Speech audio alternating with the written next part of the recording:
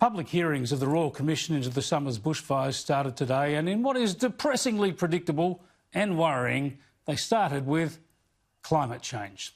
Since before the summer and before the first fire, we've seen attempts by climate activists to politicise the annual bushfire threat in this country. And because this was a horrible season, probably the worst New South Wales has ever seen, even if we've seen many worse in other parts of the country, because of this, the politicisation of the tragedies continues. Let me save the Commission some trouble. In Australia, we've always faced catastrophic bushfire conditions, and we always will. That's our summer curse. When a fire starts in dry, hot and windy conditions, it can't be stopped. We've known that for centuries, and we'll have to deal with that for centuries to come. So if we get global warming that makes these conditions occur more often, then we're faced with a known threat, the same threat, more often. Besides which, there's nothing this country does alone that will change the climate.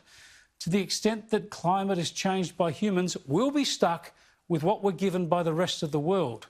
There's no joy in saying that. It's just the reality, the scientific fact. If we'd stopped all our emissions in this country for the past decade, global emissions will have added 20 Australias to their total regardless. So the Royal Commission's climate focus is a waste of time, a waste of energy and a needless sop to the political agitators. If you think a carbon price in Canberra or a renewable energy project in Queensland can reduce our bushfire threat, then I'm sorry, you're not worth listening to.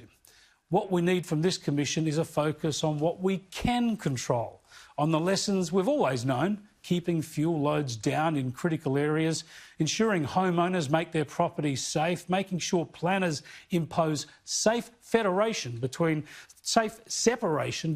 bushland and the settlements that are built up around them. And also we've got to improve communications and evacuation plans. Unless we get strong recommendations along these lines, the Royal Commission is going to be a waste of time.